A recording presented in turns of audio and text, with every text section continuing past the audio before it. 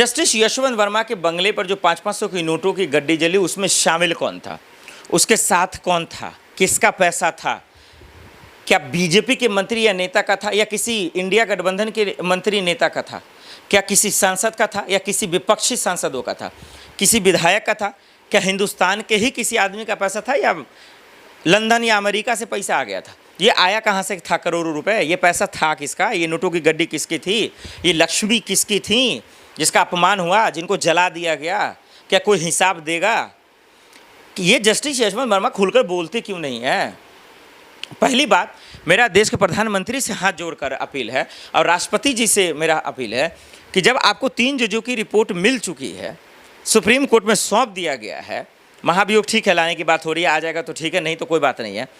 जैसे जब सबूत मिल गया, जब रिपोर्ट सौंप दिया गया और पूर्व सीजे खन्ना साहब ने कह दिया कि ये दोषी पाया गया है, इनको पद से हटा देना चाहिए, फिर अमित शाह जी, मोदी जी और राष्ट्रपति जी इनको कुर्सी क्यों नहीं छीन रहे, इनको इलाहाबाद कोई कोर्ट से हटाते क्यों नहीं। क्योंकि जब तक ये पद पर रहेंगे, ये निष्पक्ष जांच कैसे होगा। जब तक इनकी कुर्सी नहीं छीनेंगे, पद को नहीं छीनेंगे, तब तक ईमानदारी का फैसला होगा कैसे। ये जवाबदेही है, ये कोई जवाब दे सकता है कि नहीं दे सकता है, या इस मुल्क में कोई बोलने वाला है या सब खत्म हो गया। ये क्या मजाक बना के रख दिया। क्या न्यायपालिका का डर इन जजों को नहीं है, क्या देश के कानून का डर इन लोगों को नहीं है, क्या संविधान का खौफ इन लोगों को नहीं है, क्या संविधान का ABCD भी नहीं जानते। अरे संविधान की मूल बातें नहीं जानते क्या, कि इस देश का छोटा से छोटा नागरिक भी होगा, उसको अपनी आवाज़ रखने की आज़ादी है। यहाँ क्या बेईमानी है, आज़ादी तो दूर की बात है।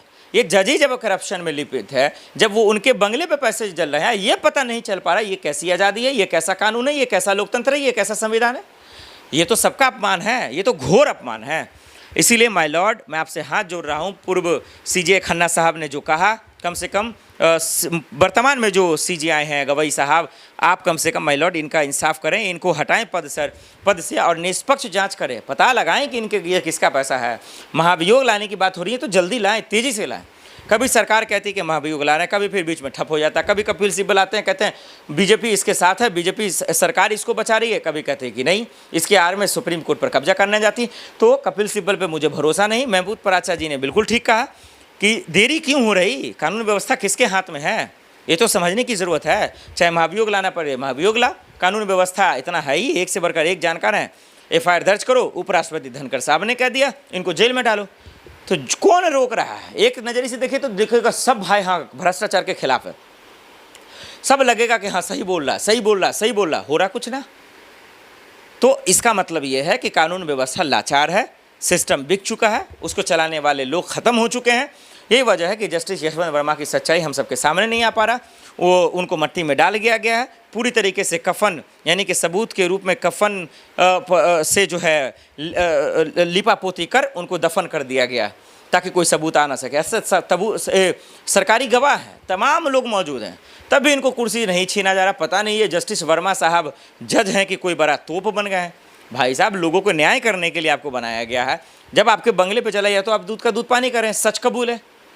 नहीं कबूल सकते तो कम से कम उपराष्ट्रपति धनखड़ साहब की बात मान लें, कपिल सिब्बल की बात मान लें, महमूद पराचा की बात मान लें। राष्ट्रपति महोदय जी, प्रधानमंत्री जी इन पर कार्रवाई करें, पार्लियामेंट शुरू होगा, कम से कम उन पर इनका एक्शन लें और इनको जेल में डालें जस्टिस यशवंत वर्मा को। क्योंकि ऐसे लोग अगर जेल में नहीं जाएंगे तब तो फिर यही माना जाएगा कि इस देश में भ्रष्टाचार और स्कैम खुलेआम होगा। जिसके पास पैसा और सोर्स होगा वो बच जाएगा, जो गरीब तबके के लोग हैं बेकसूरों को फंसा कर जेल में ठूस दिया जाएगा। इससे ना तो देश का भला होगा, ना संविधान, लोकतंत्र का, और सबसे ज़्यादा अगर मजाक बनेगा जो बन रहा है तो वो देश के कानून व्यवस्था का। इसलिए ऐसे भ्रष्टाचारियों को, जिनके बंगले पर 500-500 के नोटों की गड्डी जली, जिस पे सबूत और 3 जजों की टीम का रिपोर्ट सब कुछ मौजूद है, तब भी ये जेल में नहीं है, ये अफसोस की बात है और बड़े दुख की बात है। इसलिए इन पर जो है फैसला होना, इन पर निष्पक्ष जांच होना लाजमी है।